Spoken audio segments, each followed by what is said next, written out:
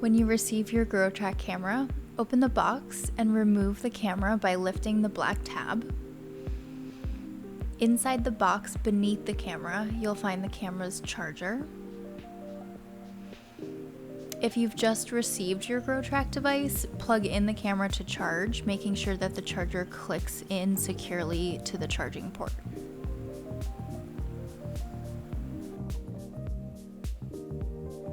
To turn on the device, hold down the button on the upper right side of the camera for about 3 seconds. You'll feel a slight vibration and the camera will take about 30 seconds to power on. Once your device is on, you'll see the home screen with 2 applications. One is Esper Settings and the other is the GroTrack app, which beneath it says No Global Comp. Before you can capture images, you'll need to connect the device to a password-protected Wi-Fi network. First, open Esper Settings, select Wi-Fi, then select the desired Wi-Fi network and enter the password. Once you've entered the password, check that the device says connected beneath the network.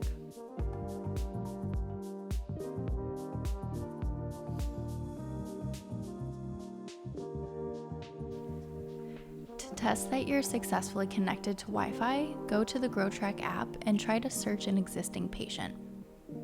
You can search an existing patient by first or last name or both. And if you do have registered patients, you'll see their name pop up in a little bubble, or you could also see no patients found. Both of those results mean that you are able to search your patient database.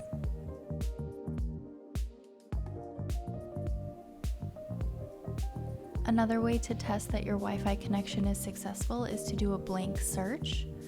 Leave all of the entry fields blank, and then it will show you your entire registered patient base. If your Wi-Fi connection is not successful, you will get an error message that says unable to resolve host. If this happens, press the home button and go back to Esper Settings and delete the Wi-Fi network. After deleting the network, re-enter the password and repeat the existing patient search.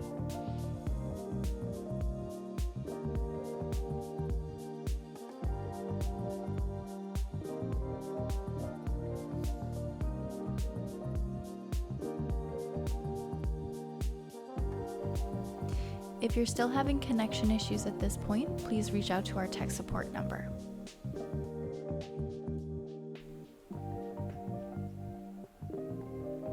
If your camera is ever frozen or unresponsive, press and hold down the power button on the right-hand side for 3 to 5 seconds and select Restart beneath the power off button.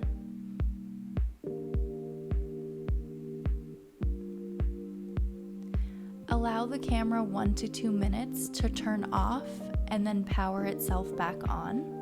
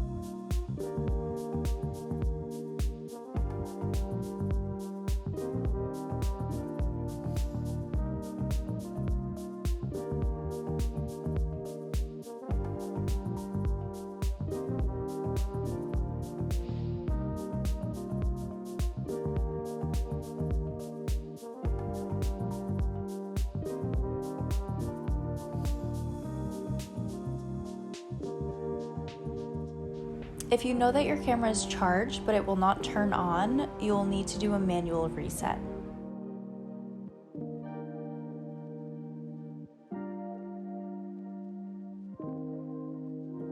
Use Using a pen or pencil, insert the pen into the bottom of the 2 holes on the left side of the device and simultaneously hold down the power button for 5 to 10 seconds until the device powers on.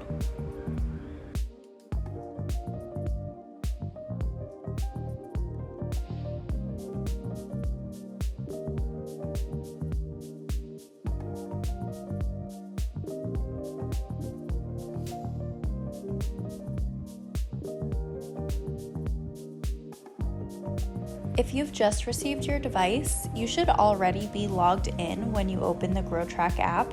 However, if you do see a login page, you'll sign in using your username and password. This is the same username and password that you'll use to access the GroTrack.online portal. After that, you'll see a page that says New Patient or Existing Patient. To register a new patient, you're going to enter the patient's first and last name, their gender, date of birth, and phone number.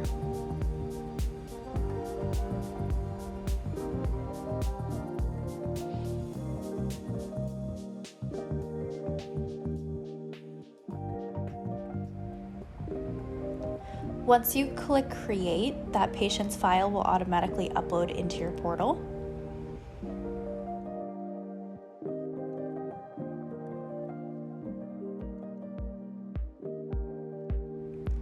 To search for an existing patient, you can enter either the first or last name or any other piece of information that you register that patient by.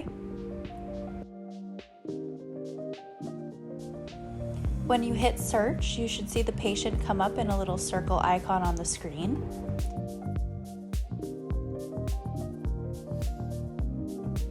To prepare for the image capture, you'll want to be in a well-lit room with no harsh direct overhead lighting. You'll need an adjustable stool and a tray table directly next to you.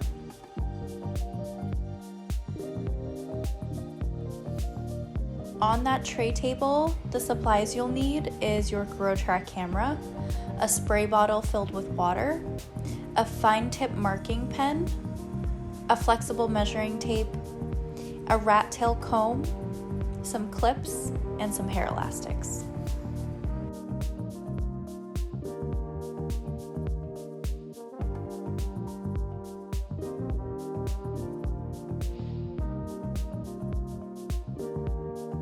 So the first thing we're going to do to prep the patient for the global image capture is to give her a clean center parting. So what I'm going to do is I'm going to follow the center of the bridge of her nose up to the forehead, and then I will continue that parting all the way back to her vertex.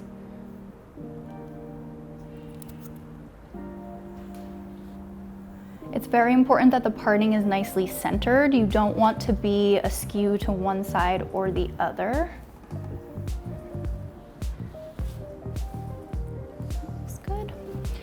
And then we'll make sure that the hair is nice and damp so that we can ensure that it lays flat to the head, and we'll secure her hair back into a ponytail.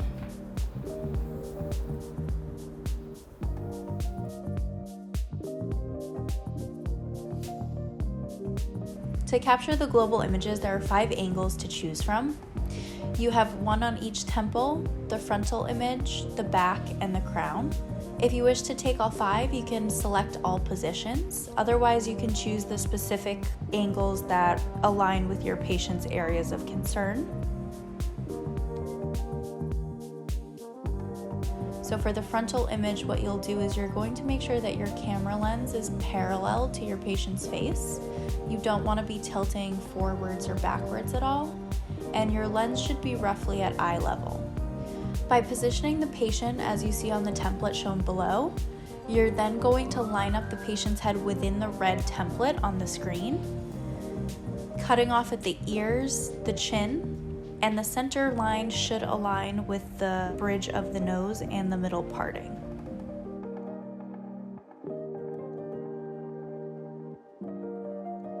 To capture the crown global image, you'll again position your patient as the template on the bottom of the screen shows you. So for this, I instruct the patient to look down towards their lap. and you'll raise the angle of your camera as well until we can emulate the same angle shown on the template. So for this, we're looking to still be able to see some forehead and the bridge of the nose.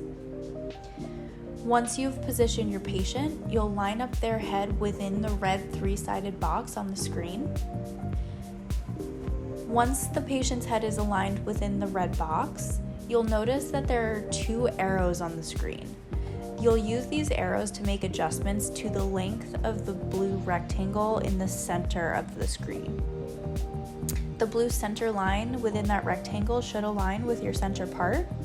And what you'll do is ensuring that the back of the red box is directly at the back of your patient's head. You're going to make small adjustments to the length of that rectangle using the arrows on the right-hand side.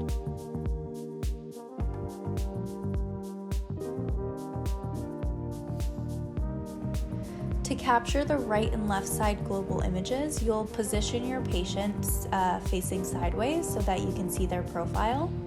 And again, ensuring that your camera is parallel to your patient's face at eye level, you're going to line up the chin, the tip of the nose, and the top of the head within the red 3-sided square.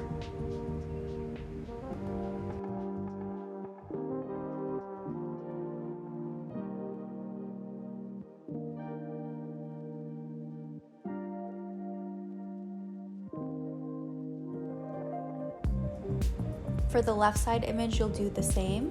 You'll position your patient facing profile, and then you'll align their face within the red 3-sided square, cutting off at the chin, tip of the nose, and top of the head.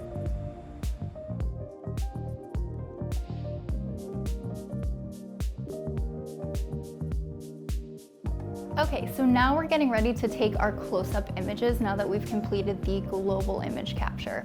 So when you are setting up for the close-up images, it's best to stand on the side of the patient. So I'm right-handed, I'm gonna stand on her right side. If you're left-handed, you're gonna do the opposite. So we are going to need to re-dampen it a little bit. And what we're going to do is we're going to mark all of our close-up locations. So there are 6 locations that we're going to mark. We have 3 points along the top of her head.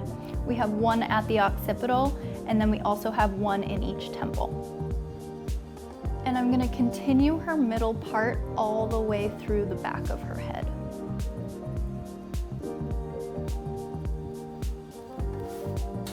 Once you've made your parting in the back, you can use some clips to hold the hair in place for you. So now that we have her prepped with her middle part continuing all the way to the back of her head, we're gonna start by marking our 3 points along the top of her head, and our 4th point is gonna be at the back of her head in the occipital region. For this, you're gonna need your flexible measuring tape and a fine point marking pen or a fine tip Sharpie. Ignoring any baby hair that they may have there, we're going to consider the front of the hairline where the thickest hair starts to grow in.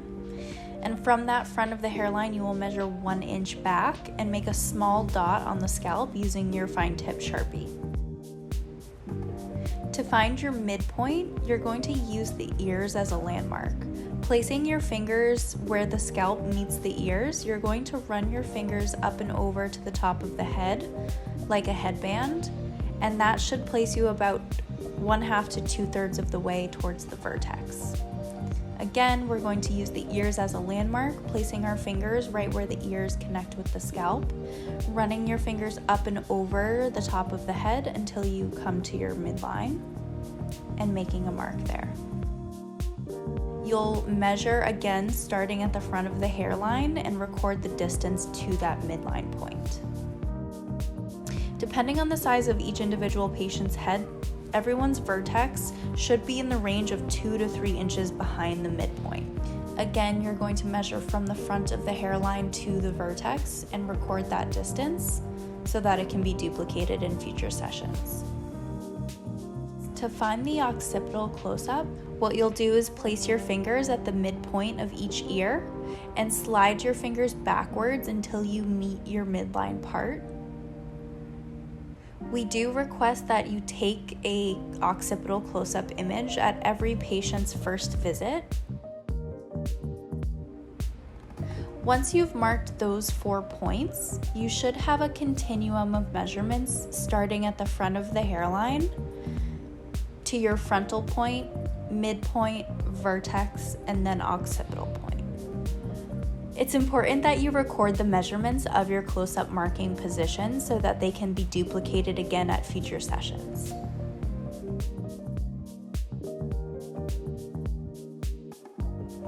Before taking close-up images, turn on your LED by sliding the panel on the back of the camera. To capture the close-up images, begin by standing on the side of the patient so your hands and arms are parallel to the hair parting. You'll need to clean up the parting at each location using your spray bottle and combing the hair 2 to 3 times in each direction, holding the hair flat to the scalp using your index and middle finger. Place the camera lens between your fingers, making sure that the lens makes firm, even contact with the scalp. Align the parting along the vertical red line and your marking in the center of the red cross on the screen. Select the capture button, then select next to move to the second zoomed image. Remember, you'll be taking 2 images at each location. The first is 12 times magnified and the second is 36 times magnified. These images will be used to track density and thickness. If your image is blurry, first check that you're making even contact with the lens, then try tapping the image to focus. If you take an image that is blurry, select retake on the bottom left before moving forward. The parting at each location must be clean, straight, and centered with the vertical red line on the screen, otherwise it may result in errors in hair analytics. If you ever lose track of where you should be capturing each image, check the template at the bottom of the screen to find the correct location, and try to avoid lifting the camera from the scalp in between images at each location.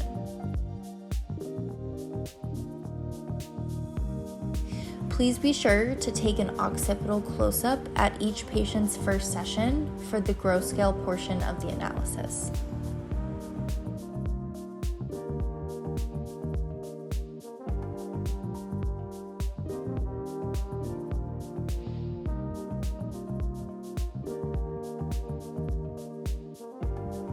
The last 2 close-up locations are in the temples. To mark the temples, find the corner of the patient's hairline and mark 1 to 1.5 inches back along the same angle as your middle part.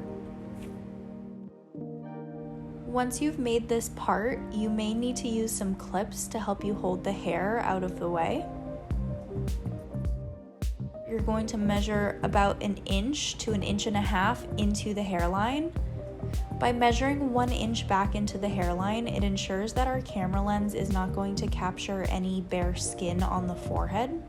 Once you've created your parting, again using that parting technique, you're going to make sure that you hold tension on the hair, opening up the hair like a book so that it's combed perpendicularly off of your part line. Once you've captured the first image, you'll hit next. You're going to take your second zoomed image at that location, and then you'll move to the other side.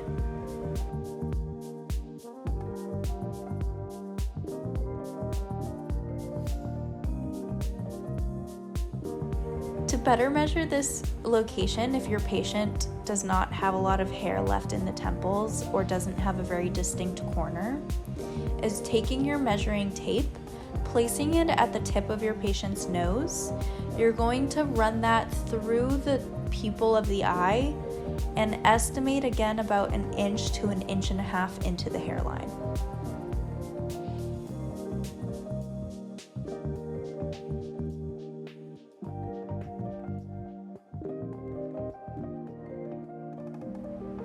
After you've captured all of your close-up images, you're going to hit end the session, and those images should take less than 2 minutes to upload into the software portal.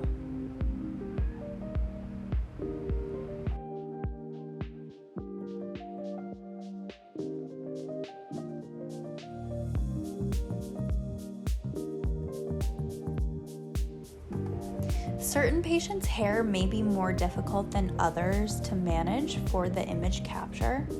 For example, patients with shorter hair can be slightly more difficult to be able to hold the hair down using that parting technique. For the global images, even for men with short hair, we do need to establish a clean center part line. You may need to use some additional gel on top of the water spray if you have a patient that has very unruly hair.